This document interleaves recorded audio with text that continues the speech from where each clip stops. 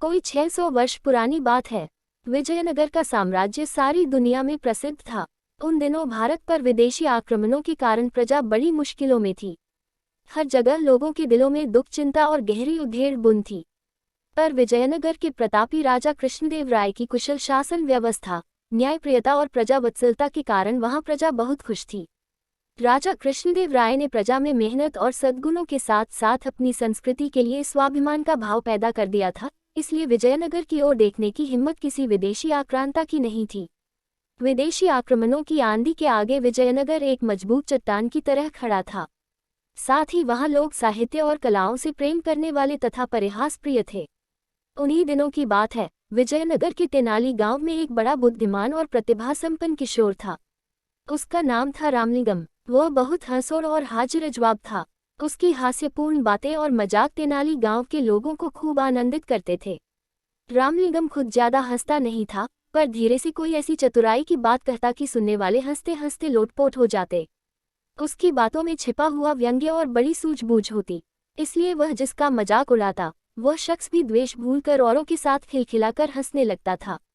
यहाँ तक कि अक्सर राह चलते लोग भी रामलिंगम की कोई चतुराई की बात सुनकर हंसते हंसते लोटपोट हो जाते। अब तो गांव के लोग कहने लगे थे, बड़ा अद्भुत है यह बालक। हमें तो लगता है कि यह रोते हुए लोगों को भी हंसा सकता है। रामलिंगम कहता, पता नहीं रोते हुए लोगों को हंसा सकता हूँ कि नहीं, पर सोते हुए लोगों को जरूर सकता हूँ। सुनकर आसपास खड़े लोग ठठाकर हंसने लगे। यहाँ तक कि तेनाली गांव में जो लोग बाहर से आते, उन्हें भी गांव के लोग रामलिंगम के अजब अजब किस्से और कारनामे सुनाया करते थे। सुनकर वे भी खिलखिलाकर हंसने लगते थे और कहते, तब तो ये रामलिंगम सचमुच अद्भुत है। हमें तो लगता है कि यह पत्थरों को भी हंसा सकता है।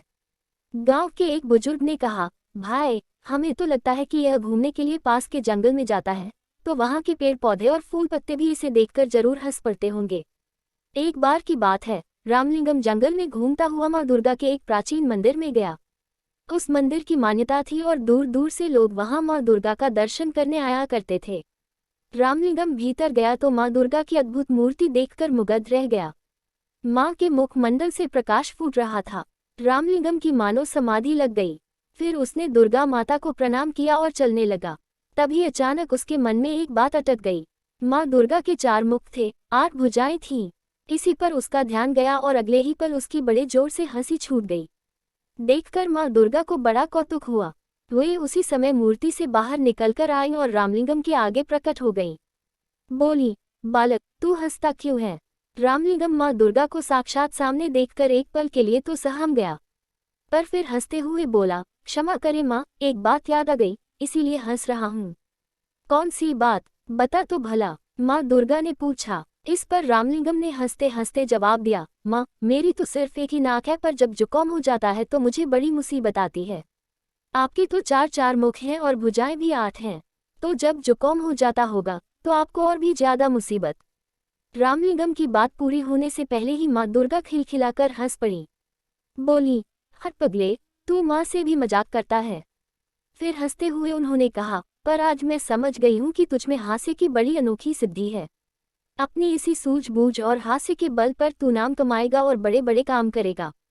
पर एक बात याद रख, अपनी इस हास्य वृत्ति का किसी को दुख देने के लिए प्रयोग मत करना। सबको हंसाना और दूसरों की भलाई के काम करना।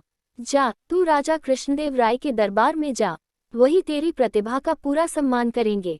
उस दिन रामलिंगम दुर्गा माँ के प्राचीन मंदिर से लौटा तो उसका मन बड़ा हल्का फुल्का था। लौटकर उसने माँ को यह अनोखा प्रसंग बताया।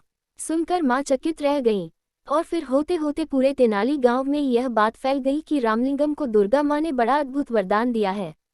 ये बड़ा नाम कमाएगा और बड़े बड़े काम करेगा। उसके साथ ही साथ तेनाली गांव का नाम भी ऊंचा होगा।